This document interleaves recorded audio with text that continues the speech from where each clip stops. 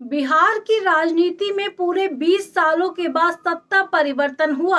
ऐसे में अब तंज का सिलसिला भी आगे बढ़ता हुआ नजर आ रहा है। दरअसल जिस तरह से नए मुख्यमंत्री सम्राट चौधरी ने अपनी कुर्सी संभाली, वो भाजपा के पहले ऐसे नेता हैं जो बिहार के मुख्यमंत्री बने हैं। नीतीश कुमार की सरकार पूरे 20 सालों तक बिहार में रही, लेकिन जब नए मुख्यमंत्री की यहाँ पर एंट्री हुई तो यहाँ पर आरजेडी सुप्रीमो लालू प्रसाद यादव की बेटी रोहिणी आचार्य ने एक ऐसा तंज कसा नए मुख्यमंत्री पर जिस वजह से सियासत काफी ज्यादा गर्मा गई। उनकी शैक्षणिक योग्यता, उनके चरित्र को लेकर कई बड़ी बातें रोहिणी आचार्य जो है अपने सोशल मीडिया प्लेटफॉर्म पर कहती हुई, पोस्ट में कहती हुई नजर आ रही हैं। उन्होंने कहा कि भाजपा ने एक ऐसे नेता को मुख्यमंत्री बनाया है जो दागदार है, उस पर नरसंहार के आरोप लगे हैं। ऐसे में रोहिणी आचार्य का इतना बड़ा बयान देना अपने आप में नई सियासत को जन्म दे रहा है। बिहार की सियासत में आपने पहले भी देखा होगा कि कई नेता जो है एक दूसरे पर पलटवार करते हुए नजर आए हैं, लेकिन अब जो नई सरकार बनी है वो इन पलटवारों का कैसे सामना करती है, ये अपने आप में बहुत बड़ा सवाल है। यहाँ पर हम अपनी इस खास रिपोर्ट में जानेंगे कि आखिर रोहिणी आचार्य ने सम्राट चौधरी के बारे में क्या क्या बातें कही हैं, और पहले भी वो नीतीश कुमार यानी कि पूर्व मुख्यमंत्री नीतीश कुमार के बारे में बहुत सारी बातें कहती हुई नजर आई हैं, उन पर तंज भी कसती हुई नजर आई हैं। दोनों का कंपैरिजन करते हैं हम अपनी इस खास रिपोर्ट में। बिहार में सत्ता परिवर्तन हो गया है। भाजपा के सम्राट चौधरी ने मुख्यमंत्री का पदभार संभाला। विपक्ष भी नई सरकार पर लगातार हमले करता हुआ अब नजर आ रहा है। इसी बीच राजद सुप्रीमो लालू प्रसाद यादव की बेटी रोहिणी आचार्य ने अब मुख्यमंत्री सम्राट चौधरी के खिलाफ मोर्चा खोल दिया है। सोशल मीडिया प्लेटफॉर्म एक्स पर साझा की गई एक पोस्ट में रोहिणी ने सम्राट चौधरी के चरित्र, शैक्षणिक योग्यता और अतीत को लेकर गंभीर सवाल उठा दिए हैं। उन्होंने ये आरोप लगाया कि भाजपा ने बिहार की कमान ऐसे व्यक्ति को सौंप दी जिसके दामन पर नरसंहार का दाग है। रोहिणी आचार्य ने अपने पोस्ट में बिना किसी का नाम लिए प्रधानमंत्री नरेंद्र मोदी और अमित शाह पर निशाना साधा। उन्होंने लिखा कि 2014 में दो व्यक्ति रहनुमा बन भारतीय जनता पार्टी को अपने इशारों पर नचा रहे हैं। उन्होंने आरोप लगाया कि इन दोनों ने बिहार की कमान भी बिल्कुल अपनी ही जैसी पृष्ठभूमि के दागदार दामन वाले के हाथों सौंप दी। रोहिणी ने तंज कसते हुए लिखा कि नाम रखने मामले में तो बिहार वाला व्यक्ति अपने आकाओं से भी 2 कदम आगे है, क्योंकि उसके पास सिर्फ एक नहीं बल्कि 4 अलग अलग नाम हैं। यहाँ पर अपने पोस्ट में रोहिणी आचार्य ने सम्राट चौधरी के अतीत को लेकर सबसे तीखा हमला बोल दिया है। उन्होंने लिखा कि जिस तरह गुजरात नरसंहार मामले में भाजपा के 2 रहनुमाओं की भूमिका पर सवाल उठते हैं, उसी तरह जिस व्यक्ति को बिहार की कमान सौंपी गई है उसके रिकॉर्ड पर भी तारापुर नरसंहार के दाग हैं। कुछ लोगों ने तो उन पर बहुत बड़े बड़े घिनौने अपराध भी लगाए हैं। अपने राजनीतिक हमलों के साथ साथ रोहिणी ने सम्राट चौधरी के निजी विवरणों को लेकर भी सवाल दागे। उन्होंने दावा किया कि मुख्यमंत्री की शैक्षणिक डिग्रियां, उम्र, जन्म तिथि पर भी वाजिब संशय और सवाल है।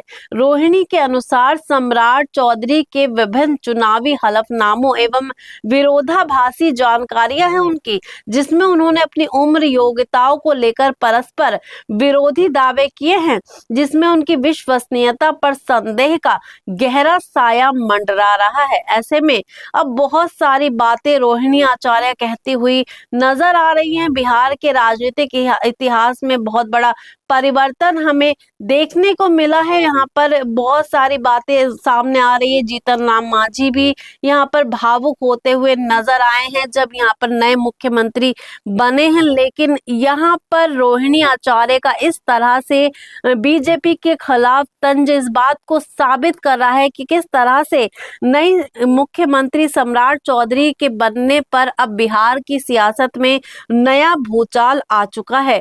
यहाँ पर एक बार रोहिणी आचार्य ने नीतीश कुमार के बारे में भी बात कही। रोहिणी आचार्य ने बीजेपी पर तंज कसते हुए कहा कि चाचा जी के इस्तीफे के बाद वो बिदक गए। चाचा जी ने यह कहकर ताड़ पर चढ़ाया था कि बिहार चाचा जी के हिसाब से उनकी ही छत्र छाया से चलेगा, मगर इस्तीफा होते ही गिरगिट की तरह रंग बदलते हुए जमात को चाचा जी की छाया व तस्वीर से भी ऐतराज हो गया। जी हाँ, उनका ये कहना है कि सम्राट चौधरी ने बिहार के नए मुख्यमंत्री के तौर पर शपथ तो ले ली।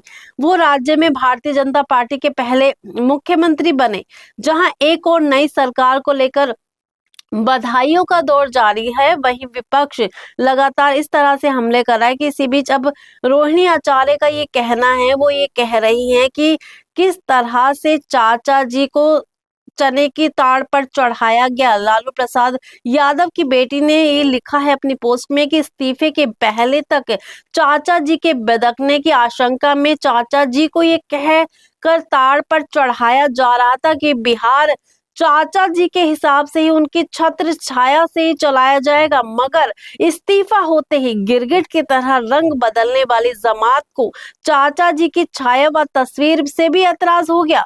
चाचा जी आज जिस कैच 22 सिचुएशन में फंसे हैं उसके लिए कहा गया है कि दुविधा दोनों गए, माया मिली न राम। इस तरह से बहुत बड़ा तंज कसती हुई रोहिणी आचार्य नजर आ रही हैं। उन्होंने कहा कि मुख्यमंत्री बनाने के लिए बीजेपी को एक घुमंतु ही मिला।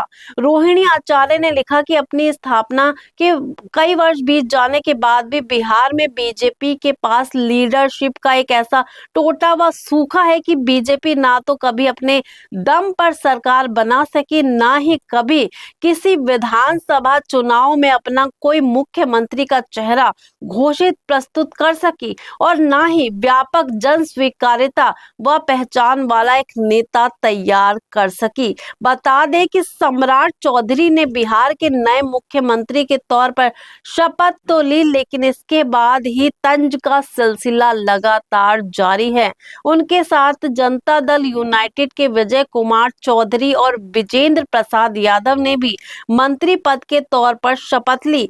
नीतीश कुमार के बेटे निशांत कुमार के शपथ ग्रहण समारोह में न राजनीतिक और मीडिया में काफी चर्चा का ये विषय बना। राजनीतिक लोग और मीडिया ये जानने की कोशिश करती रही कि आखिर जो अब तक बिहार के मुख्यमंत्री रहे नीतीश कुमार, उनका बेटा निशांत कुमार इस समारोह में क्यों शामिल नहीं हुआ।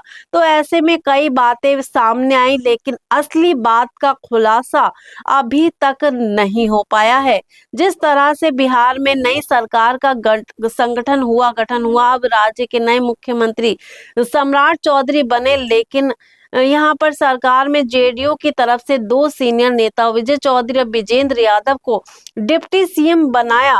भाजपा खेमे से सम्राट चौधरी के शपथ लेने के बाद अब कहा जा सकता है कि भारतीय जनता पार्टी का बिहार में एक तरीके से पहली बार पूर्ण उदय हुआ है। तो ऐसे में वहीं नीतीश कुमार के बेटे निशांत कुमार के शपथ ग्रहण समारोह में ना राजनीतिक और ना मीडिया में काफी चर्चा का विषय रहा, लेकिन आखिर वो शामिल क्यों नहीं हुए उस पर बहुत बड़ा प्रश्न चिन्ह लगता हुआ नजर आ रहा है। अब जिस तरह से आरजेडी सुप्रीमो लालू प्रसाद यादव की बेटी रोहिणी आचार्य लगातार नए मुख्यमंत्री सम्राट चौधरी पर हमलावर होती हुई नजर आ रही है, ऐसे में आने वाले समय में कहीं ना कहीं सम्राट चौधरी की मुश्किलें बढ़ती हुई नजर आ सकती हैं।